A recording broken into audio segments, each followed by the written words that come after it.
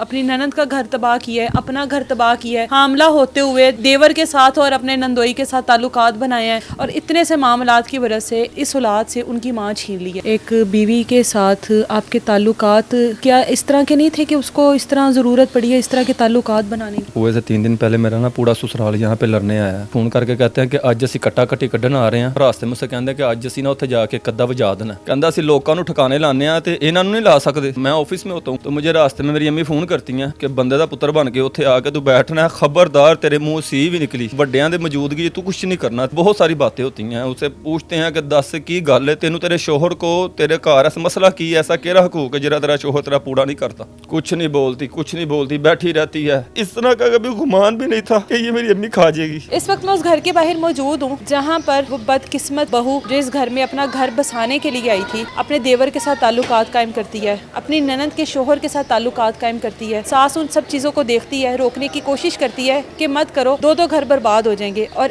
इसकी सज़ा सास को ये मिलती है कि सास को मौत की नींद सुला दिया जाता है। कितनी बेदर्दी से उनको मारा जाता है। उनकी बेटियाँ और बेटा हमारे साथ मौजूद हैं, उनसे बात करते हैं। मुझे तो खुद नहीं आपसे सवाल करते हुए समझ आ रही, एक बीवी के साथ आपके ताल्लुकात क्या इस तरह के नहीं थे कि उसको इस तरह ज़रूरत पड़ी है इस तरह के ताल्लुकात बनाने की? 15 दिन पहले 3 दिन पहले ये वो कुएं से 3 दिन पहले मेरा ना पूरा ससुराल यहाँ पे लड़ने आया हमारे घर में। मेरे जो छोटे मामू हैं उनके उसके चाचू लगते हैं क्योंकि मेरी अम्मी उसकी फुफ्फो थी। तो उसको घर से साथ लेकर आए हैं। बोला कि ए रिश्ता तू करवाया सी ना, हुण साडे नाल चल। तो मेरे स्टाफ फादर को फ़ोन करके कहते हैं कि आज असी कट्टा कट्टी कड्ढन आ रहे हैं। तो गाड़ी में सारे उसको शादरे मोड़ से साथ लिया इधर की तरफ आ रहे हैं और रास्ते में उससे कहते हैं कि आज असी ना उत्थे जाके कद्दा वजा देना। मेरे मामू मुझे कहते हैं कि जरा तेरा छोटा साला जाफर जिसका नाम है, कहता असी लोगों को ठिकाने लाने आ तो इन्हों नहीं ला सकते। इस तरह बातें हो रही हैं। मैं ऑफिस में होता हूँ, मुझे फ़ोन आता है, मैं भी वहाँ से गुस्से से निकलता हूँ कि ये मेरे घर में लड़ने झगड़ के लेके आ रहे हैं। मेरी अम्मी की पहले तबीयत नहीं ठीक, शुगर उनकी हाई हुई है। तो मुझे रास्ते में मेरी अम्मी फ़ोन करती हैं कि बंदे दा पुत्र बन के उत्थे आके तू बैठना है, खबरदार तेरे मुँह सी भी निकली। मैं बैठी हाँ, ਵੱਡਿਆਂ ਦੇ मौजूदगी तू कुछ नहीं करना, तेरी गल हाईलाइट करनगे।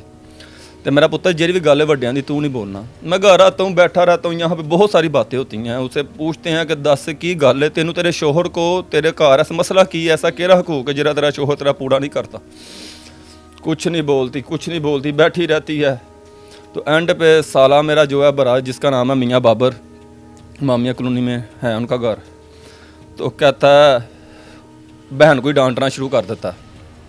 वकूए वाले दिन नहीं दूसरे दिन गाड़ी में बैठ के कहता है मेरी भैन नूं तो सारा दिन रोटी नहीं सी लभदी ते नमान आके रोटी खवांदा सी।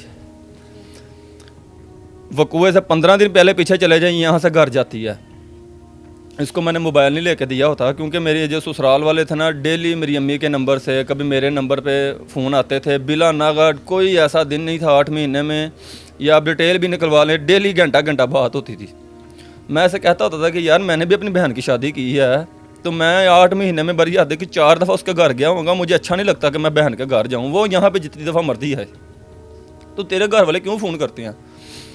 मैं अपने बहनों से बात नहीं कर सकती, ये कौन सी पाबंदी है? मैं कहा यार इससे अच्छा मैं तुझे मोबाइल ले देता हूँ, जब तुमने राब्ते डेली करने हैं। मेरी अम्मी का ध्यान रख, मेरी दोनों बहनें अपने अपने घर वाली हैं, इस घर की मालकन तू है। मेरी अम्मी का ध्यान रख, तू मुझे भी नज़रअंदाज कर दे, मैं बाहर से खा लूँगा लेकिन मेरी अम्मी को नज़रअंदाज ना कर।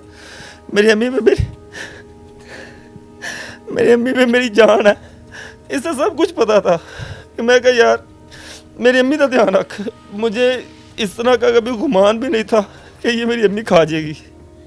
जब इनके घर में कट हुआ है, सारे मेरे बड़े बैठे हुए हैं, मैंने अपनी मामी को बोला, मैं कहा हो सकता है यहाँ सबके बीच में ये कोई बात ना बताए, तेरी बेटी है, इसे अंदर दूसरे कमरे में ले जा, इसे पूछ कि अगर तुझे तेरे शोहर से कोई मसला है, किसी और को पसंद कर दिया अलहदा हो जाए। तेरा शोहर तेरा कोई हुकूक नहीं पूरा करता, तेरी कोई ज़रूरत नहीं पूरी करता, तुझे तंग करता है, तेरे खाने पीने का ध्यान नहीं रखता, तेरी ज़रूरतों का ध्यान नहीं रखता, तो उसे क्या अभी सब के बीच में मुझे बताए, मुझे गंदा करे, मैं इसकी उस गलती को तस्लीम करूँगा। तो मामी आगे से कहती नहीं इतने बंदियां दे विच दसी इनू तेनू की मसला है। तो आगे से कहती हाँ मुझे है मसला आपसे। तो मैंने कहा जनाब बताएं क्या मसला आपका मुझसे? कहती महीना हो गया मेरा लोशन ख़त्म हुआ है और मेरा बुरश हेयर बुरश है वो टूटा वाला हक नहीं दे रहा। मेरे अंकल हैं, अम्मी हैं, मामू हैं, सारे बैठे हुए हैं ਕਹਿ ਰਹੇ ਸੀ ਇੰਨੇ ਨੇ ਵੱਡੇ ਬੰਦੇ ਆਏ ਆ, ਤੇਰਾ ਲੋਸ਼ਨਪੁਰ ਸੁਣਨ ਆਏ ਆ ਥੇ, ਕੁਝ ਅੱਜ ਦੀ ਗੱਲ ਦੱਸ कि तेनू तेरे शोहर को मसला की हैगा। खैर भरे बैठ के बातचीत करते हैं, एंड में मामी कहती है धीए जी में निब्दी निभाला। 2-3 दफ़ा इनके घर वाले यहाँ पे जग करने आए हैं। अम्मी को आके बहुत तंग करते थे, बहुत कुछ करते थे, हत्ता कि 19 तारीख को जिस दिन ये वकूआ आया हुआ, मेरी अम्मी ने डेली मेरे कमरे में आते थे, मेरा माथा चूमते थे बिला नागा, जो मर्जी हो जाए। मेरी माँ मेरा माथा चूमती थी, यही पे मेरी अम्मी बैठी होती थी, मैं डेली आके उनके पाँव दबाता था।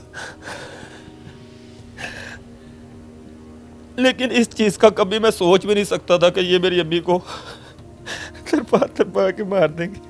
उस दिन भी मेरी अम्मी मेरे कमरे में आई है, बातचीत करती रही है मेरे साथ। मैंने कहा अम्मी मैं आपको नाश्ता करवाता हूँ, तो कहती नहीं मैं तेरी बीवी को लेकर हॉस्पिटल जा रही हूँ।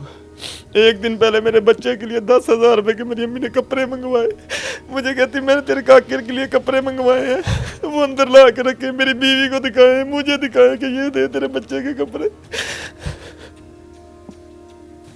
ये इतना सा रिश्तों का एहतराम हो गया है। दामाद को नहीं पता कि उसका इस घर के साथ क्या रिश्ता है, भाभी को नहीं पता, बहू को नहीं पता उसका देवर के साथ क्या रिश्ता है, उसका सास के साथ क्या ताल्लुक़ है। ये एक ऐसा सदमा है जो इनको सारी ज़िंदगी रहना है। अपनी ननद का घर तबाह किया है, अपना घर तबाह किया है, हामला होते हुए 2 और लड़कों के साथ, अपने देवर के साथ और अपने नंदोई के साथ ताल्लुकात बनाए हैं। शोहर के साथ अच्छी ज़िंदगी गुजार रही है, शोहर के साथ अच्छी ज़िंदगी गुजारना प्रिटेंड कर रही है कि मैं अच्छी ज़िंदगी गुजार रही हूँ, और इतने से मामलात की वजह से इस औलाद से उनकी माँ छीन ली है, जिनकी माँ के अंदर उनकी ज़िंदगी बसती थी, उनकी जान बसती थी। अल्लाह ताला से दुआ करनी चाहिए कि बहुओं को, जब हम अपनी बेटियों को किसी के घर में भेजते हैं, ये कहा जाता है कि अल्लाह इनके नसीब अच्छे करे, ये भी दुआ करनी चाहिए कि जिनके घर में जा रही हैं अल्लाह उनके लिए भी इनको बेहतर करे। इजाज़त दें मुझे, अल्लाह हाफ़िज़।